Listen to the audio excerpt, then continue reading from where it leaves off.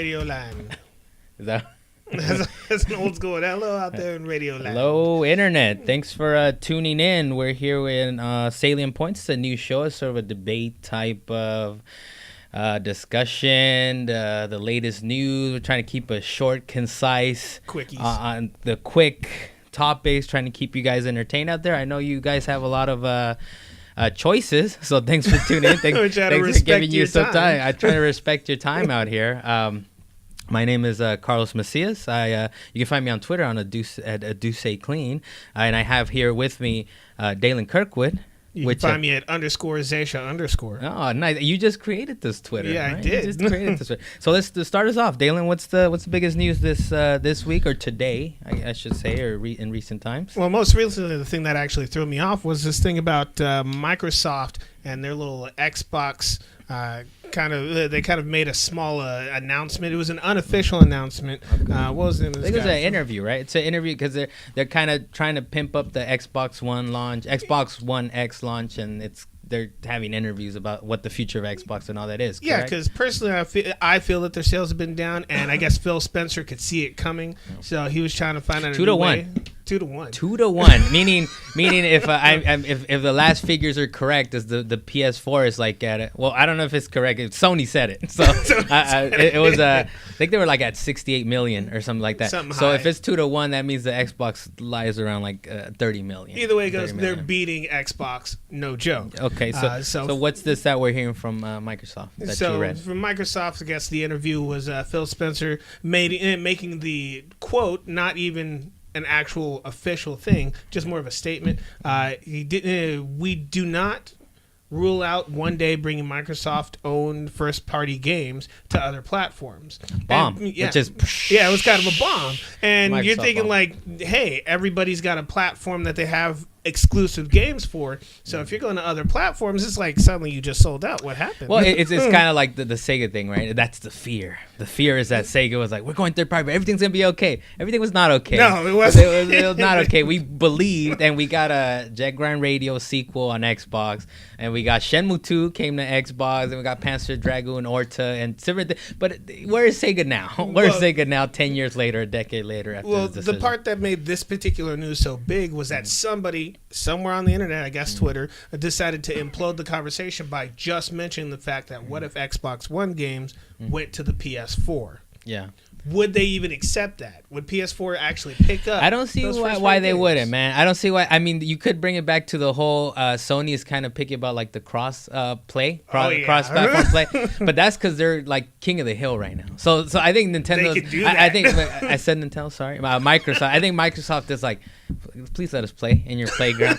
But I mean. The thing is, you know what it is, and this will go into the next thing. It's also that they're ramping up their development, their first-party development house, right? So I think what Microsoft is, and they've always been software is the thing right from the beginning, right? It was like open source. We want everybody to have a PC, but we want Windows on every computer. It doesn't matter if it's a Sony computer, an IBM computer, whatever, just as long as you have Windows on it. So maybe it's going back to that root of Microsoft. It's like, yeah, the hardware business is fine, but we are focused on software, which is weird because they really have no strong software to speak of. But now they're ramping up, I guess, right? They're ramping up on first party. They're trying to ramp up their development for what they actually have for their consumers because as of right now, most of the games that they currently have is third party, and those are branching across all the other platforms They're on anyway. Sony. They're on PlayStation. You might as well just pick up a PlayStation or pick up a Nintendo Switch. Why would you pick up an Xbox? Whereas Sony has a slate of games already, exclusive games, plus the third party things, plus the third party content that they have. Yeah, I think what does Xbox have? That Titanfall game? I guess that was one of the best things it had going for it. Which Titanfall 2 dropped on PS4, so yeah, it was, they moved that. It was just an exclusive deal to get up off the ground, right? We need money to make this game, so we'll get it off the ground, and then it's just exclusive, a time exclusive, but the next one's going on PS4. They even had that attempt of taking Rise of the Tomb Raider over the Xbox first, and that almost flopped the game. It helps. I think it just depends. I think it's like one of those things with the Switch that there's companies that have been successful with it because it's a dedicated fan base, and it's like we don't have a lot to play. So thank you for giving us something to play. So I think it's sometimes a smaller install base is better depending on the game, depending on the project, depending on your expectations of what it is. But otherwise, they were interviewing the guy in the art. Sorry, I didn't read it. I didn't have time to read it. Phil Spencer. And did he say like eventually we want to get on PlayStation 4? No, he never confirmed anything. It was just a conjecture statement. On the writer, on the article, during the interview, he just made the quote that it's not out of the picture. It's just an idea that we could possibly do. Okay. It doesn't mean that we'll actually do it. Because they're down to tango. They're down to tango. They're down to tango as far as the crossplay too. They're down to. They've been trying to get that going. But it's one of those things where Sony is the king. Which is funny because if we were during this 360 era, Microsoft was doing the same thing. They were not being nice. They were not being like, they had like draconian things. They were trying to just blow other companies out. Yeah, they were like, we're the king of the hill now, so we're not trying to deal with you. Okay, but the question is, do you believe that if they ramped up the first party, their personal games, that it would improve their sales? It's interesting because they really haven't been dedicating too much. They had Crackdown, which just got delayed. I mean, they have Halo, they have Forza, the Forza series, and that's kind of it. Whereas if you look at Sony, man, they have like the Uncharted series, they got Horizon, and they got Gran Turismo, they got all these different series, and they keep developing new projects. They got The Last of Us, Last of Us Part 2 is coming out. They have all these projects, but Microsoft doesn't have a slate of games, and they've been canceling games like Scalebound, which was who was it? Oh man, I forget who it was. But it was a famous Japanese developer that they shut that game down. So it's what they're saying is we need to create new intellectual property, new IP to get it going. But the thing is, it's not that easy. Like you think about it, it's not that easy. But if they took the time and money to actually develop games that are quality for people to actually play, we might just pick it up again. Yeah, I mean, I'm so embedded in the PlayStation ecosystem and its trophies, man. And we'll talk about it a little bit later about the little trophy thing. The next thing, so GameStop is trying to do a $60 program that you pay $60. You go in there and you have basically whatever they have used. It's called the Power Pass. Thank you for that. It's called Power Pass, $60. You get it for 6 months. And you get whatever used game you want. You keep it as long as you want for those 6 months. And at the end of those 6 months, I keep hearing it's like, oh, you keep whatever the last game you rented. Is like, yeah, but there's nothing to keep you from returning that last game you had and trying to get what you always wanted, right? But what do you think, Dan? Would you make use of this program? Oh man, if I actually put the $60 into it, I would use the heck out of it. Okay. Because there's plenty of games that come out that you want to play, but you don't want to spend all the money on because you don't know if you're going to get your money's worth when you buy the game. True. I mean, we got GameFly that's technically doing the same thing, but you don't want to have to pay every month for. So you don't subscribe. You don't use Redbox. You don't use. No, GameFly. I don't use Redbox, GameFly. I don't use none of that stuff. Because I use GameFly, and I like GameFly because I've learned the trick to their system too.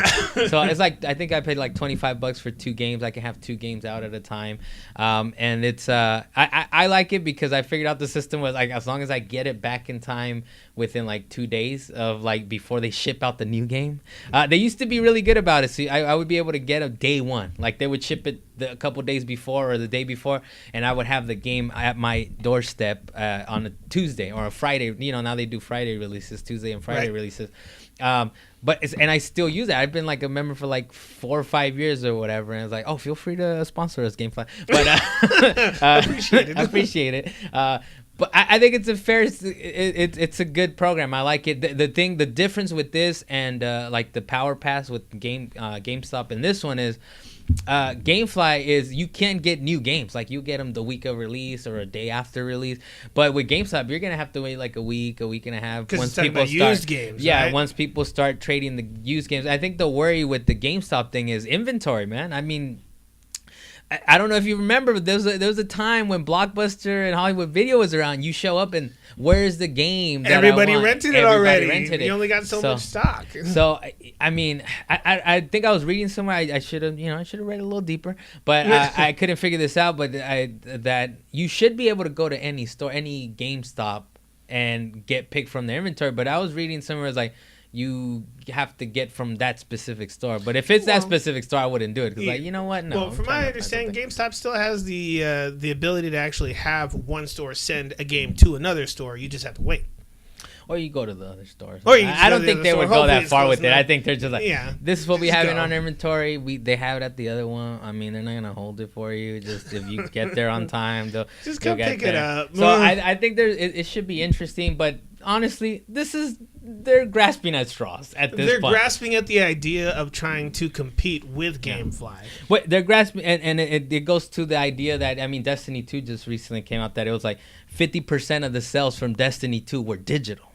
So we might be seeing a shift. We might be seeing a culture shift where people are more comfortable with downloading their content. I mean, I have Destiny 2 downloaded. I don't know if do you have Destiny 2 No, I do not. You have but this is a digital age. I'll admit that. Like most of the other games that I've recently bought have been digital. I almost bought, what was it, The Evil Within just recently. I was going to go back and play that game because I saw the Evil Within 2 trailer. But that's not the point. And it's very, I saw a clip on Twitter where they're like very self-referential, or like they'll break the fifth wall. They'll break the fifth wall where they're like, or are you afraid of the evil within? Or something like that. It was like, all right, I dig this. I didn't see that particular trailer. But I think people are more comfortable, and that's true in a way at GameStop's revenues, because they were down. I think they were down. I don't know if you saw like the recent sales. Either they were down or they dipped a little bit, where it's like, we're not growing. Wait, was that before or after they This was like in the last month. This was like in the last month. So it was after they merged with ThinkGeek. Well, why do you think they have all this merchandising in their store? And apparently that is the growth sector, is all the plushies and whatever else action they have in figures, there. That's actually a growth heads. sector, but of course it's a growth sector whenever you didn't do it before. Yeah, you got to. There's nothing but growth to it. So they're really grasping at straws, but I'm down to check it out. Are you gonna throw down $60 day one? For Evil Within 2? No, for the program, the Power Pass program, like $60. It's been a thought. I mean, you know what? They're launching it, I think, at the right time too. It's the holiday season. We've had September, October, so you have September and October games to go back. Wolfenstein, you got Assassin's Creed, you got these different games, which they're probably not happy with us. Like, hey, man. These are single-player games with no loot boxes, and you're telling people to get the pass and go get them used and play. But they all have their own DLC. If people like the game enough, they'll actually go and buy those extra packs, because sometimes those are really fun. I mean, you're over there waiting for the Grand Theft Auto 5 pack. No, well, I think people is like, I think sometimes people are more willing to pay if they're like, you know what, I bought this used and I have this Power Pass, or maybe they're more willing to be like, I'll throw it $5. You know, I did, you know, it is used, but I'm willing to try it. I'm willing to give it a shot. I think I'll plop down 60, but I already have a few games that I didn't buy because, like, you know, I don't have time. It's not even like money, I don't have time. So we can move on. Speaking of sales, Call of Duty World War II was released Friday. Played through the campaign, and I hear it sold 57% more than last year's copy, which was Infinite Warfare last year's. Well, I think they all blend Infinite together. Warfare they blend together. Whatever it is, came out at the same time. Which is a good sign, because apparently it didn't sell better than Black Ops 3. That's like the biggest one right now. It's still going strong. The biggest sub brand. Oh yeah, I think they were still dropping DLC for it or something like 2 years later. But Battlefield 1 and Battlefield 4 are really giving them a run for their money, though. So it's marginal. I mean, Black Ops 3 has their zombies, so you can't really touch it. It's marginal, man. Like they have their own cut of it, but it's Call of Duty, really. It's like every year you buy a Call of Duty, every year you buy a Madden. As far as what's popular, right? Yeah, every day you buy NBA 2K. When you buy a system, you don't have a PS4, you buy GTA. Like it's like you buy GTA, and every year you buy a Madden and a new Call of Duty. But World War II, I mean, you know, we talk about. I did beat the campaign. Was it really that exciting? It was pretty good. I think what I liked about it was that it was straightforward. It was no nonsense where, like, I don't know. You don't really play Call of Duty. I did play. What's the last one you played? I played Call of Duty Black Ops 3. Okay.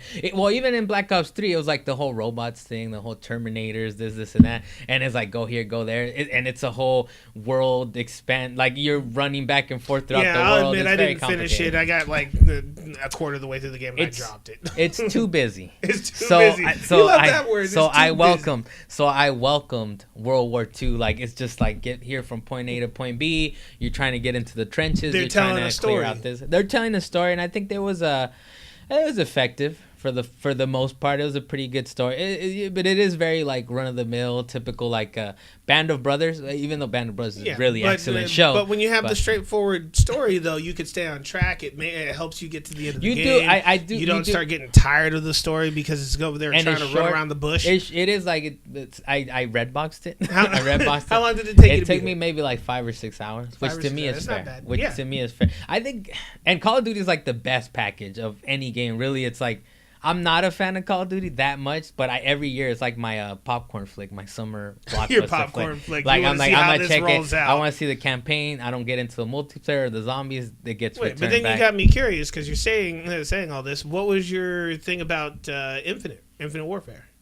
Too busy? There's just too much, man. There's just too much happening. Yeah, it went to space. There's just too much like happening. It's like bring it down. Well, you beat Advanced Warfare. So World War II.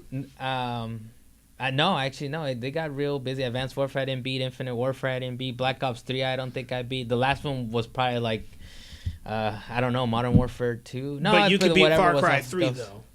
They didn't beat Far Cry 3. Oh, man. But anyway, so Call of Duty, so it does bring it down. It's a grounded story. It's a band of brothers. It's like kind of the typical story of like what's better, is the mission better, or your brothers, you got to go get your brothers. And so it's a pretty effective story. It's not the best campaign, but it is nice and exciting, and you get the M1 Grand, the little like the old style weapons. It's like, oh man, it's beautiful. It's beautiful. But it's not exceptional. How about this? It's not exceptional. It's serviceable. It's like I like that it's straightforward. I get through it. I wanted to keep playing it, and it's a short little campaign. The multiplayer is just as good, and I think that one I didn't play it enough to speak on it authoritatively.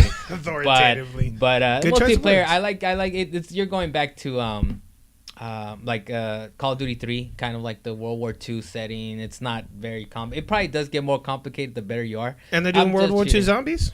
Yeah, they were.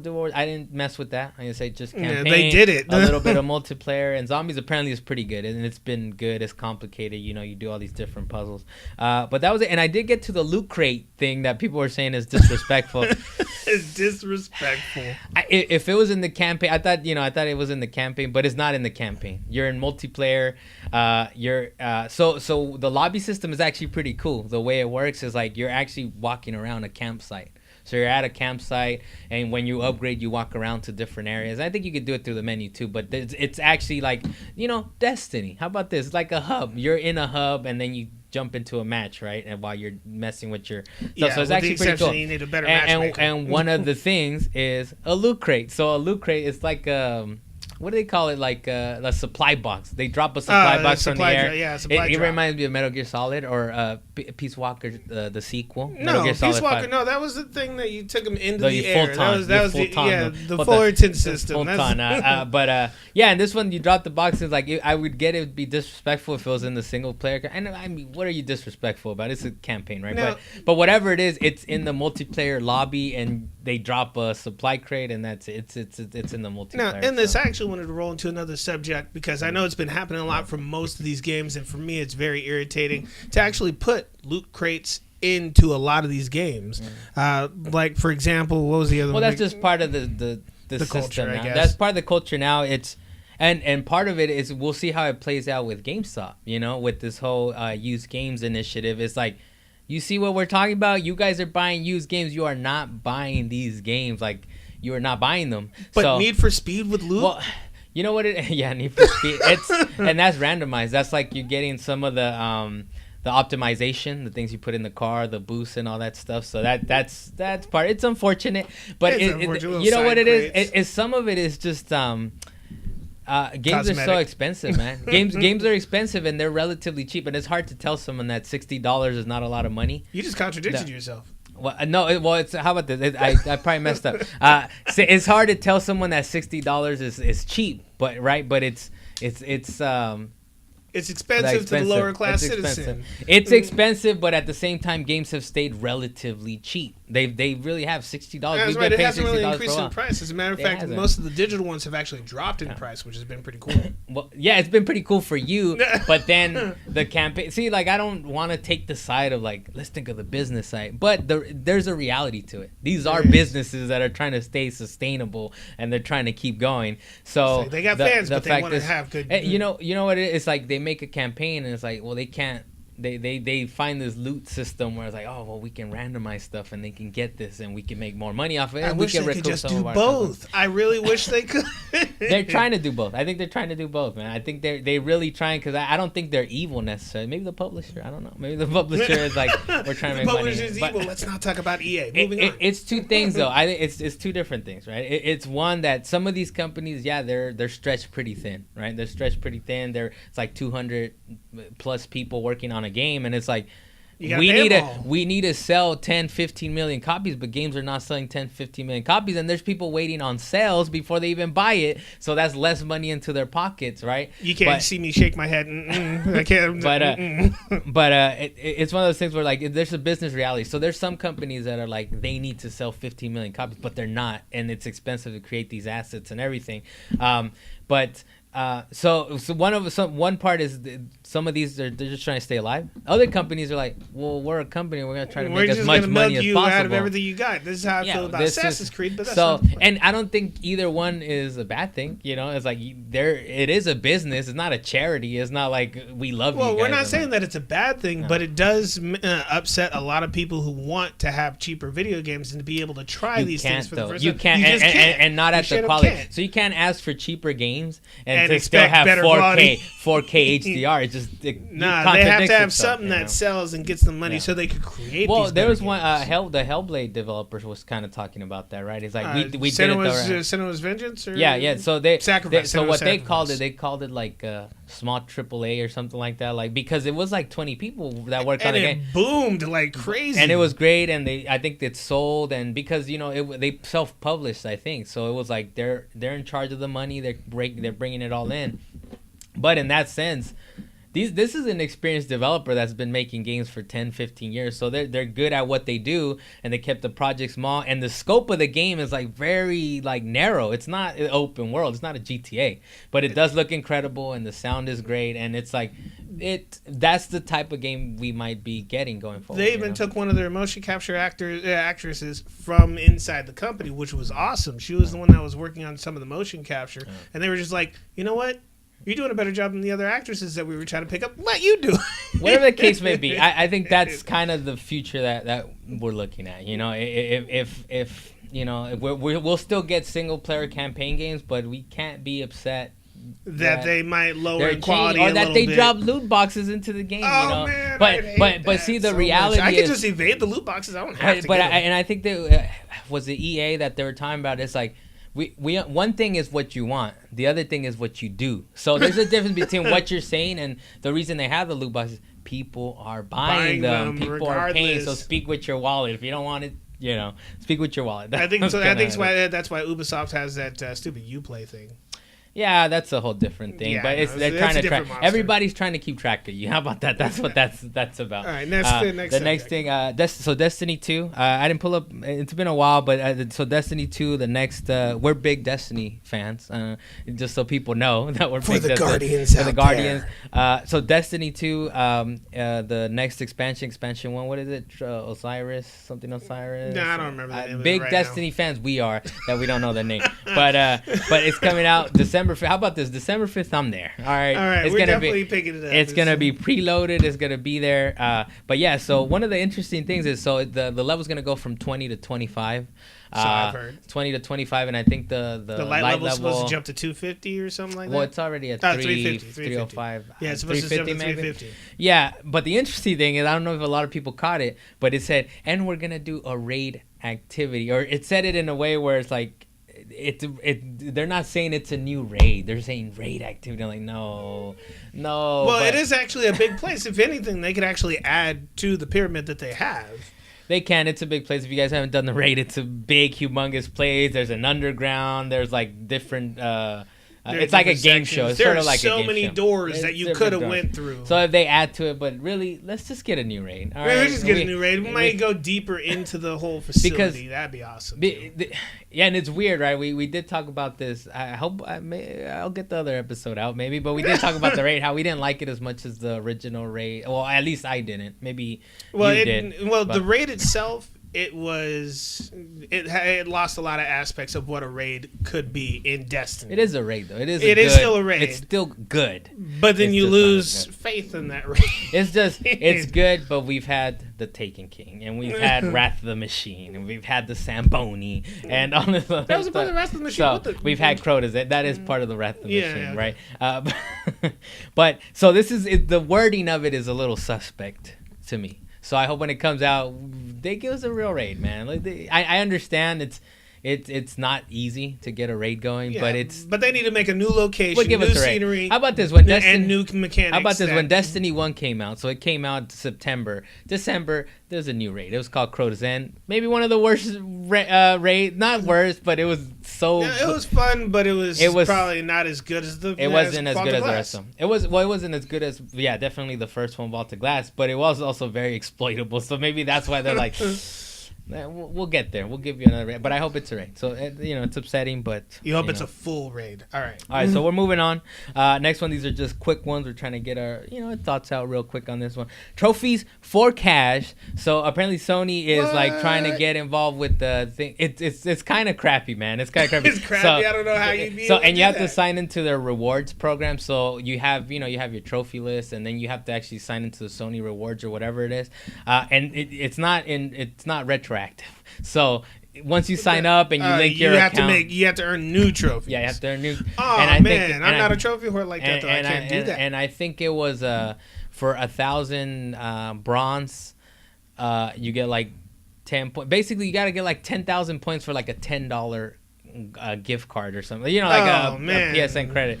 So I guess. So I was like, you have to get 25 gold or 10 platinum to get like enough for like $10. Like that's a lot of time spent. I mean, it's okay, but that's a lot, man. Yeah, then you just go searching for the easiest trophies you could possibly find. Just to give you guys a little bit of perspective and then to move on. I have about maybe 19 platinums. That's a lot. That's a lot of platinums. But I have maybe about 19 platinums over. When did PS3 add trophies? 2007? PS3, PS Vita, because you were doing the cross thing. Whatever it is. Since 2006, the last 10, 11 years, I've got 19 platinums. And they're asking for 10 platinums before you get $10 credits. So that's just to give you a sense. The next one, Rocksteady apparently might be working on a Superman rumor. So the reason this one didn't make it into a big topic, it's kind of a shorter one, is that it's a rumor, so we don't know too much about it. But I don't know, Dan. You're a big DC fan. What do you think? How about this? Can they make a good Superman game? I don't know. That was the first thought that came in my head when I heard that they were going to be making a Superman for Rocksteady. No, it's not confirmed. It's not confirmed. It's not confirmed. It's but rumoring. let's say they did decide to do it. If anybody could possibly do it, it might just be Rocksteady after they did such a great job with Batman and the Arkham series. But then again, they haven't really touched base on any other character that could really be that popular. They did do a good Batman game. It was very decent. But the thing is, name another DC game that came out good. The problem is not even DC games. It's like you can make a good Spider-Man game. That's Marvel, right? Yeah, it's Marvel. But you can make different things where you care about the different characters. But Superman, he's Superman. What stops him? It's not interesting if you can't kill him. You just come up with stories of people that could just beat him to a pulp, and he doesn't save the day. He might not be able to die, but the planet can be destroyed. Is it Red Planet or something? What's his other emotions or something? His emotions? What are you talking about? So Kryptonite can kill. I cannot talk to you about comics. So Kryptonite can kill. This is why I sent it to you. I sent you the test to me. So the Switch actually might outsell the Wii within a year. Wii U. The subject real fast. It's quick, man. It's quick. We're trying to get it quick. So the Switch might outsell the Wii U within a year. So we're talking the Wii U. I mean, 4 years. Didn't it catch up to its sales? It caught up to its sales. It's close though. Not yet. Within a year, the way it's going, I think it sold like 2 million plus in the U.S. So the Switch is quickly. I mean, the Wii U sold in its lifetime. It was like 4 or 5 years. It was out like 2012. Man, I didn't even keep track of it because I was so upset about the way that they rolled it out. It was before the PS4 and the Xbox. It came out. I think so. It was. Maybe 4 years. So in 4 years, it sold, I think, like about 13 million. People were breaking those systems around. So basically, what they're saying is based on the trajectory that the Switch is going, 2 million plus in the U.S. and around the world, maybe it's at 4 or something. Within a year, it's expected to sell 13 or 14 million, which is pretty decent. I mean, what the PlayStation is at 68 something. Well, either way, which is like it's really funny that people are like. It sold 2 million. Like, wait, but I thought the PS4 has been selling faster than that. So I don't But know. either way it goes, we're not concerned about Nintendo's sales because they're not going anywhere anytime soon. They brought themselves back with their system and their games, especially with Mario Odyssey. And it's all good for them. It's a good game. Xbox One X file sizes. People are concerned about this. File sizes? So the Xbox that's One right, you X. guys brought that So up. the Xbox One X is releasing, right? And people are shocked because they're finding out that Quantum Break. This is one of the examples. Quantum Break comes in at a cool 190 plus gigabytes of all the assets, all the everything. It hurts in my there. big toe here and there. But you have laptops that can't even handle games like that. We don't got file sizes But that big. you know, one of the interesting things that I was hearing an interview with the guy who's doing the marketing for the Xbox. I think his name is Albert Pinello. I'm sorry, mistake. It's probably wrong, but Albert something. He was saying actually that if you have an external drive connected, that's actually getting faster read times than if you have it installed locally on your I can system. get into the details of that, but it depends on the hard drive. He was very surefire about this. He was He's very surefire about He was this. very It's definitely confirmative. possible, especially if the Xbox One X has a nasty processor. And if that's the case, then yeah, the Xbox One X is supposed to be pretty powerful. It's supposed to be the most powerful system, and you know. Yet he's promoting an external hard drive. So No, that's not it though. What he's saying is that the way it works, the way things are allocated, it just always makes sense that an external hard drive is faster. I don't know. I don't know. I mean, I'm just taking him at his we won't word. know until it comes Whatever out. it is, We'll test these it. games are getting at to 190 plus gigabytes. It's a little concerning, but at you the might same need some time, external processing for that. you might need some juice outside of that. Wait, let me bring one up. Got the Final Fantasy 15 DLC that got pushed back again. November 15. November 15. For number 15, that Comrades that was supposed to come out late October, but it got pushed back. I was a little upset about that.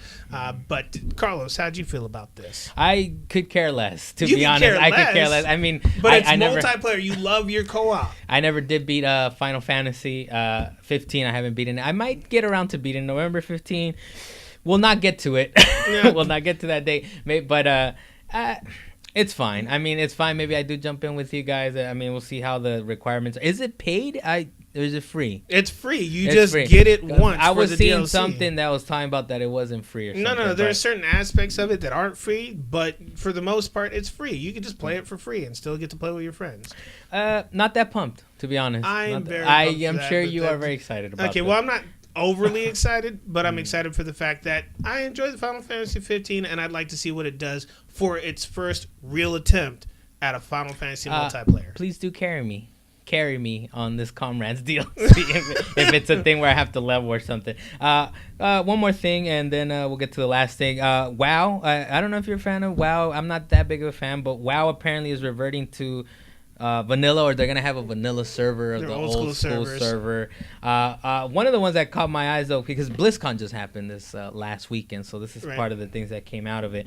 StarCraft is free to play. It's also, the campaign is free, and also you can play co-op. That's where it piqued my interest. I was Co-op. like, See, I told you like your co-op. Co-op, StarCraft. Yeah, but you're talking about Final Fantasy 15. Okay, well, talking about StarCraft, I mean, they already had it free to download, so you can play the game by yourself. but I think you have it full. It's like you play it. You play the full StarCraft No, you could experience. download the whole thing and play the full game, but now they're doing it multiplayer. I guess they might up the graphics. No, or I something think like you're that. incorrect. Whatever. Well, it is. I am We would have incorrect. to That's investigate. We have to investigate. We'll come back with that. But I whatever it was, they made it seem like it's the campaign, and it didn't seem like it was accessible before, or to that extent. Maybe a demo, maybe a first No, I'm telling you, campaign. it was the full game. Alright. I downloaded it. I'll just I believe played you. it. I'll just believe. Well, But I never played it co-op, so that's going to be way different. There were certain missions in there where it was like, what was the name of that game?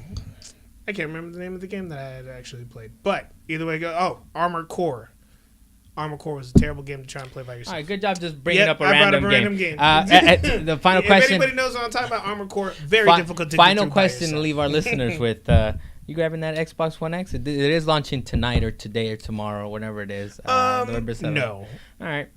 I think I Straight will. up, no. I am not picking think- up the Xbox One X. I think I'll stick with my PS4 I as think- it's doing better anyway. I think I'm gonna keep my $500. Yeah, so do I. I think at that some point, Xbox is going to have to do their first-person games, go to other consoles. at some Well, we'll bring it back. We'll bring it back around. They're gonna have to get their games on a PS4 pretty soon in the near future. If they can't get it off the ground anyway. So that was it for Salient Points. We hope you enjoyed this first episode with Carlos Macias. You can find me at Do Say Clean on Twitter and Dalan Kirkwood. You can find me at _Zasha_ on I like Twitter. the double underscore. I gotta have to do the underscore. You gotta tell them about the double underscore. I gotta spell it Zasha, XEXIA. That's there you go. All right, see you guys next time. I'm gonna be somebody tonight.